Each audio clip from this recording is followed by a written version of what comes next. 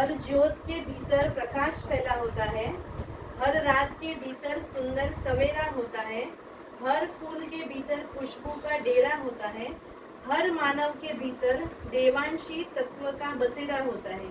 અને આ જ દેવ તત્વના ઉદયને કારણે આપની આ જાત્રા સુજાત્રા બની, એટલે અમે સમૂહ આપની મહાતીર્થ જાત્રાની શ્રી સમેત શિખરજીની જાત્રા ઉછળતા ભાવે અંતરથી અનુમોદના કરીએ છીએ અને હિનાભાભી જતીનભાઈ સહ સર્વે પરિવારજનોને બળભાગી જાણી જાત્રા સુજાત્રા।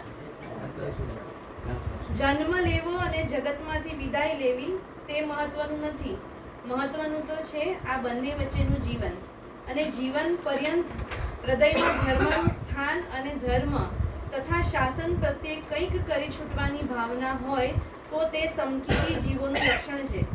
અને સમકીતી જીવો તો પોતાના આત્મામાં ધર્મ સંસ્કાર અપ્રગટ બીજ રૂપે સાથે લઈને જ આવે છે, જે જીવન પર્યંત પુણ્યોદયે પ્રગટ થતા રહે છે। આપ શ્રી પરિવારે આજે મહાતીર્થની મહાયાત્રા જે માણી છે તે મહાતીર્થનો મહિમા અનંત છે।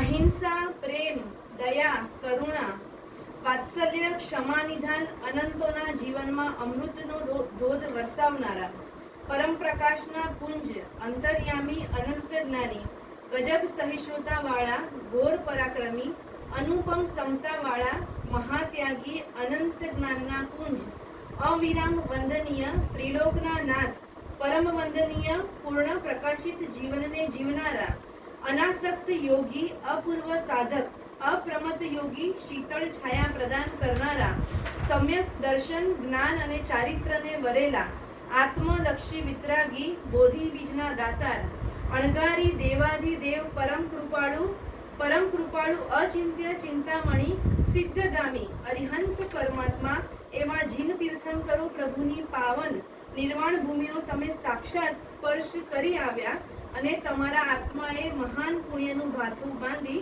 ન જાણે કેટલાય નિકાચિત કર્મોનો ભૂક્કો બોલાવ્યો હશે। ખરેખર તમે ધન્ય બની ગયા। જતીનભાઈ અને હિનાભાભીને પરિચયની જરૂર નથી, બે સામસામા ધક્કા મારે તો એ શક્તિ ક્યાંય પહોંચતી નથી, પણ જો એક જ દિશામાં ધક્કો મારે તો ભલભલા વિઘ્નો અથવા પરિસ્થિતિ કાબૂમાં આવી જાય છે। આ નીતિવાળા છો તમે, મારા પ્રાણનાથના પ્રાણ।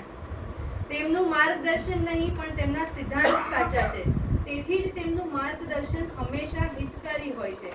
તમારું જીવન એ ફૂલ જેવું છે જે એક દિવસ જીવે તોય પોતાનું કર્તવ્ય બજાવી સુગંધ પાથરતું જાય છે। તમારા પ્રેમની અવસ્થા એવી છે કે જ્યાં ક્યારેય ઓટ નથી આવતી, સદાય ભરતી જ હોય છે। કઈ તરફ જોવું અને કઈ તરફ જવું એ તમારી આદત, તમારો અનુભવ, કાર્યશૈલી, સ્વભાવ વગેરે અનેક બાબતો પર રાખી જિંદગીના ધ્યેય નક્કી કરો, એ તરફ ગતિમાન રહો છો। જીવન કશુંક જીવવાની અને શોધવાની મથામણ કરે છે, ક્યારેક કશું દીવા જેવું સ્પષ્ટ હોય તો કેટલીક વાર ધુમ્મસ જેવું ધૂંધળું, પણ તેમાંથી નિષ્કર્ષ કાઢવાની આપની ક્ષમતા ખૂબ જ યોગ્ય છે। સીધું શૂન્યમાંથી સર્જન તમને માન્ય નથી, અણુમાંથી અચાનક ઘણું કરવામાં તમે માનતા નથી। બધા બંધ લોકોમાં ખુલી ન જનારા, ભીતરનું બારણું બંધ રાખનારા, જે થયું તે સારું જ થયું અને સારું જ થશે એવી સમજણવાળા, હે અમારા માતા પિતા તુલ્ય, આજે આ જગત તારું જ છે। ઓસમાં આભનું પ્રતિબિંબ પડી શકે છે એ શક્યતા તમારા ભીતરમાં છે। આપણા એટલે કે અમારા અને તમારા સગપણ કેવા છે, પળ પળનાય પડે પ્રતિબિંબ એવા દર્પણ છો, કહ્યા વિના સગળું સમજો એવા સગપણ છો। મહેન્દ્ર સાથેના તમારા સગપણમાં મૌનની ભાષા સમજવાની તાકાત છે, એ જ તાકાત કાળની કસોટીએ ટકતું આવ્યું છે। જે સગપણમાં લોહીના સંબંધનું કોઈ લેબલ નથી અને ન બોલાયેલા શબ્દોનું જ વધારે મહત્વ છે, ગણી ખમ્મા આપને। આકાશમાં મેઘ હોવાથી ધરતી કઈ ભીંજાઈ નથી જતી, ધરતીને ભીંજાવા પણ વરસવું પડે છે। તેમ ખાલી ઈચ્છા કરવાથી જાત્રા થતી નથી, ઈચ્છા સાથે શરીરને ઘર સંસારના કાર્યથી થોડો સમય વિરામ આપી જાત્રા સ્થળને સ્પર્શવું પડે છે, ત્યારે એ નિર્વિઘ્નમ સુજાત્રા પૂરી થાય છે। આપે મહાતીર્થ યાત્રા, આરાધના, નાના મોટા તપના ત્રિવેણી સંગમ સાથે ધર્મ જગત સાથે જોડાઈ નવા કોઈ પુણ્ય ઉપાર્જન ઊભું કર્યું હોય એવી શુભેચ્છા આપીએ છીએ. ઘરની તિજોરી ભલે ખાલી હોય પણ તો શુભેચ્છા, સ્પંદન, લાગણીની, આશીર્વાદની મૂડી તો દરેક પાસે હોવાની. આ મૂડી વહેંચીએ ત્યારે એમાં પ્રગટ આપવાનો ભાવ ના હોય પણ સામી વ્યક્તિનું સારું થાય એવી ઝંખના હોય. જિંદગી જો શેષ બચી હે ઉસે વિશેષ બનાવીએ.